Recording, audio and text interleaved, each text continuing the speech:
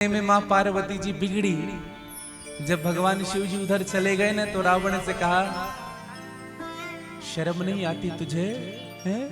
इतने मेहनत से मैं निवेदन करके इस महल को तैयार करवाई हूँ, सामने खड़े होकर के विश्वकर्मा को यहाँ का डिजाइन ऐसा होना चाहिए, यहाँ का डिजाइन ऐसा होना चाहिए, इंटीरियर ऐसा होना चाहिए, और तुमने एक बार में मांग लिया। मन में प्रतिशोध हुआ। कहा, रावण, इस तुम्हारे लंका जब जलेगी ना तो ये लंका के जलने के कारण मैं ही होंगे, मेरे कारण ये तुम्हारी लंका जलेगी। और माँ लक्ष्मी से चर्चा हो रही थी पार्वती जी की। माँ लक्ष्मी ने कहा कि पार्वती, सब तो अच्छा है, तुम्हारा सब अच्छा लगता है, लेकिन तुम्हारे घर की जो दशा है ना वो देख करके, ठंड में, गर्मी में, बरसात में बाबा जी बाहर बैठते हैं और तुम्हें भी बाहर बिठा करके रखे हैं। क्या तुम्हें इच्छा नहीं होता कि खुद का एक बढ़िया घर हो जाता? अब भैया माँ पार्वती के मन में ये बात बैठ गई। माँ पार्वती विचार करने लगी, बात तो तुम सही कह रही हो, खूब बारिश हो रही है, बरसात हो रहा है, तो घर रहना चाहिए कि नहीं रुकने के लिए? एक ही चीज मुझे अच्छा नहीं लगता, बाकी सब बढ़िया है, ऐसा मत बुरा मत मानिएगा पार्वती, बाकी सब अच्छा है। अब इतनी बात काफी थी। अब इधर मैया पार्वती जी, भगवान शिव जी बाहर गए थे विचरण करने के लिए, और आते आते मैया पार्वती जी कोप भवन में। कोप भवन का मतलब समझते हैं ना? स्त्रियां नाराज हो जाती है तो कोप भवन पर बैठती है। कोप भवन का आशय क्या है? पहले जो घर बनाते थे ना लोग, पहले के समय में, राजा महाराजा के समय, उस समय एक और कमरा बनाया जाता था जिनका नामकरण होता था कोप भवन। स्त्रियां नाराज हो जाती थी तो वहां जाकर के बैठ जाती थी। पति महोदय समझ जाते थे कि अब कुछ न कुछ चाहिए। पहले लड़ाई की भी मर्यादा होती थी। पहले ना पति को पलट करके जवाब नहीं दिया जाता था, यह भी मर्यादा थी। स्त्रियां कुछ कहती नहीं, पहले मर्यादा में रहते थे। और आजकल एक बात कह करके देखे,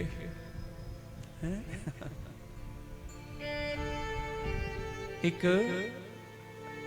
पति थे, उसने अपने पत्नी से कहा, ए जी सुनती हो? बड़े प्रेम से कहा, ए जी सुनती हो? इतने में पत्नी बिगड़ गई, हाँ हम तो सुनते ही नहीं है? हमारे तो कान खराब है, हमारे पिताजी के भी कान खराब थे, हमारी माता जी की भी कान खराब है, हमारे परिवार में कोई सुनता नहीं है, सुनते तो आपकी माँ है, आपके पिताजी। अब क्या गलती हुई बताइए उनसे? बस इतना ही कहा, ए जी सुनती हो? तो कुछ लोग ऐसे भी होते हैं। तो पार्वती कोप भवन में। अच्छा, मुझे कभी ऐसा लगता है अगर आजकल कोप भवन पढ़ना प्रारंभ हो जाए, घर के साथ अगर कोप भवन बने, तो स्त्रियों का ज्यादा समय वही गुजरेगा। एक हमारे शिष्य कह रहे थे कि गुरुजी क्या बताएं, जब से मांग भरा है तब से मांग शुरू है। जब से मांग भरा तब से लिस्ट मिल रही है मांग। अब भगवान शिव जी जब आए तो माँ पार्वती जी कोप भवन में है। भगवान शिव ने पूछा, गौरा क्या हुआ? ये मलिन वस्त्र धारण करके क्या हुआ तुम्हें, बताओ। माँ पार्वती ने कहा कि प्रभु एक कृपा करो हम पर। बोले क्या? आपको भी ऐसा लगता होगा प्रभु, जब बारिश होती है तो ऐसा नहीं लगता कि घर का खुद का घर होता तो हम बारिश से भीगते नहीं? ठंडी जब खूब बढ़ जाती है, ऐसे कैलाश में तो खूब ठंडी पहले से रहती है। आपको लगता नहीं कि थोड़ा सा एक आध जगह बन जाए जहां ऊपर कोई आधार रहे, अगल बगल से दीवार रहे, जहां ठंडी हवा ना चले? और गर्मी के दिन में भी ऐसा लगता तो होगा प्रभु आपको भी कि हम भी छांव में रहे। देखो, भगवान शिव जी वट वृक्ष के नीचे बैठते हैं, समझिएगा, और वह वट वृक्ष नित्य नूतन रहता है। उस वृक्ष के पत्ते कभी सूखते नहीं है जहां शिव जी बैठते हैं, जिस वट वृक्ष के नीचे। क्यों नहीं सूखते? क्योंकि भगवान शिव जी आंख बंद करके निरंतर भजन करते रहते हैं, और उस भजन का प्रभाव उस वृक्ष पर भी पड़ता है, और वह वृक्ष कभी सूखता नहीं है। हमारे भी जीवन में, हमारे भी घर में, अगर हमारे घर नित्य ठाकुर की सेवा हो रही है, भगवान शिव जी की सेवा हो रही है, नित्य भजन चल रहा है, तो समझिएगा उस भजन का प्रभाव कहीं न कहीं आपके परिवार पर पड़ेगा ही पड़ेगा, अवश्य पड़ेगा। मन बदल जाएगा। भगवान शिव जी ने कहा, पार्वती बोलो क्या चाहती हो? पार्वती जी ने कहा, प्रभु क्षमा करना, हाँ, आपसे मांग रही हूं, ऐसे तो उचित नहीं है, लेकिन प्रभु खुद का घर हो जाता तो मुझे बड़ी खुशी होती। कैसा घर चाहिए प्रभु? जैसा भी बना दो। भगवान शिव ने कहा, फिर ऐसा वैसा घर नहीं बनाएंगे हम, तो सोने का बनाएंगे। विश्वकर्मा को बुलाया गया और विशाल स्वर्ण का भवन निर्माण करवाया मेरे भगवान शिव ने, विशाल भवन। इस भवन की विशेषता यह थी कि अगर 100 लोग की कैपेसिटी थी ना, तो अगर 10 लोग और आ जाते थे तो 10 फीट और बढ़ जाता था। अगर 1,000 लोग आ गए ना, तो उनकी व्यवस्था खुद कर लेते थे भवन। पुष्पक विमान भगवान शिव ने कुबेर को दिया था, ये भगवान शिव जी का है।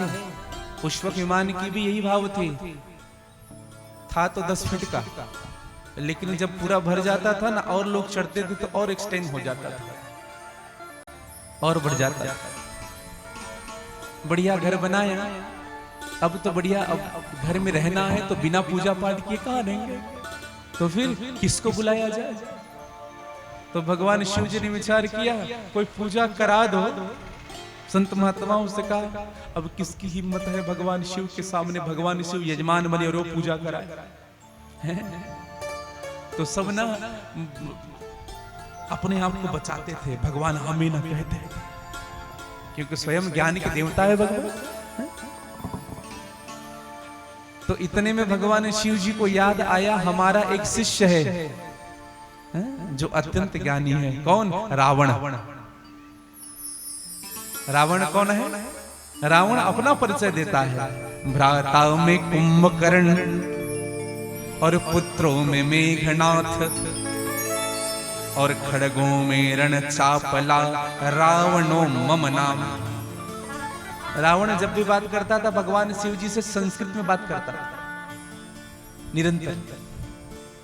रावण को बुलाया, बढ़िया स्थापित किया गया, कलश वलश सजाए गए, मां पार्वती जी गठबंधन करके भगवान शिव जी के साथ बैठे, और बढ़िया स्वस्ति वाचन प्रारंभ हुआ। ओम स्वस्ति नः इंद्रो वृद्धसर्वाः, स्वस्ति नः पूषा विश्ववेदाः, स्वस्ति नः सारक्षो वरिष्ठनेमि, स्वस्ति नो बृहस्पतिर्दधातु। स्वस्ति वाचन बढ़िया हुआ, बढ़िया गौरी गणेश जी की पूजन पाठ कराई, कलश की पूजन पाठ कराई, नवग्रह की पूजन पाठ कराई, वास्तुपीठ की बढ़िया पूजन पाठ कराई, यज्ञ हवन हुआ, खूब बढ़िया पूजा हुआ, चारों वेदों से पूजन हुआ।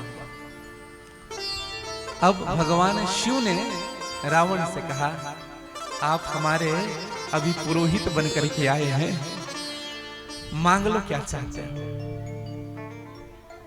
मांगो क्या चाहिए तुम्हें। रावण ने कहा, प्रभु अरे आप हमारे यजमान बने, ये कोई बड़ी बात है? आप स्वयं साक्षात शिव जी हमारे यजमान बने, ये कोई बड़ी बात है? प्रभु हमें कुछ मत दीजिए, आपकी भक्ति बस चाहिए। भगवान शिव ने कहा, पंडित हो, बिना दक्षिणा के कोई काम चलने वाला नहीं है, दान तो देना है मुझे, हाँ, लेकिन तुम जो मांगोगे वही मैं दूंगा। मांगो क्या चाहते हो? रावण ने जब प्रवेश किया था ना महल में, तो पूरे महल को देख करके विचार आया था, काश ये मेरा होता। यह रावण विचार करता है, जब मेरे पास बहुत सारी संपत्ति आ जाएगी ना, तो मैं भी ऐसे ही घर बनवाऊंगा। और आज हुआ क्या? भगवान शिव से रावण ने कह दी, कहा प्रभु क्षमा करना, बुरा मत मानना, आपसे कुछ मांग रहा हूं। प्रभु ये जो घर बनाए हो ना, यही दे दो ना हमें। बगल में मैया बैठी हुई थी, दिमाग खराब हुआ पार्वती जी का। कहा पगला तो नहीं गया ये? वो भी भगवान शिव के सामने, और भगवान शिव 1 मिनट के लिए विलंब नहीं करते, दिया। एक क्षण के लिए रुकते नहीं है भगवान शिव। अच्छा एक बात बताओ, कोई आपके घर पूजन कराने आए, बढ़िया घर बनाए हो, गृह प्रवेश, पंडित जी से कहो कि पंडित जी कुछ मांग लो, पंडित जी का ये घर दे दो, क्या स्थिति रहेगी यजमान की? दूसरे बार पूछेंगे उनको, पंडित को, सबको बुलाना, उस पंडित को मत बुलाना, अत्यंत लोभी है, लालची है।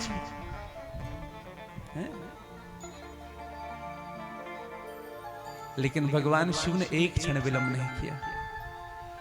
मां उमा की बोलने की तो हिम्मत नहीं थी भगवान शिव जी के सामने।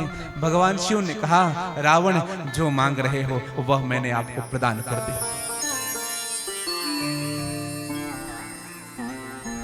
और कुछ चाहिए? रावण ने कहा, प्रभु और क्या ले सकता हूं, सब तो दे दिया आपने।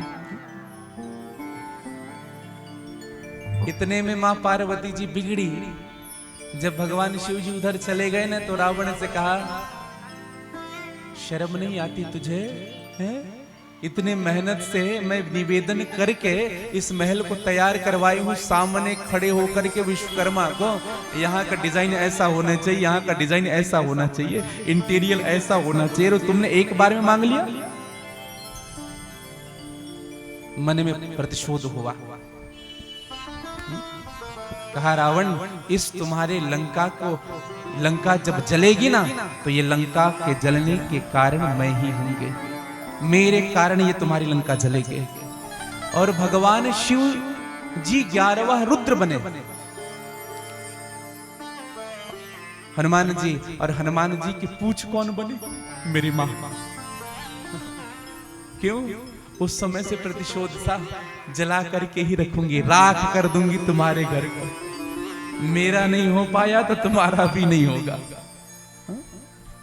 तो ये भगवान शिव जी दानी है, और इतने दानी है कि जो मांगो वो समर्पित कर देंगे। इसलिए मेरे भाई बहन, भगवान की कथा, भगवान के कीर्तन आपको वो सब वस्तु प्रदान कर सकता है जिनकी हम कल्पना भी नहीं करते हैं, जिनकी कल्पना नहीं हो सकती।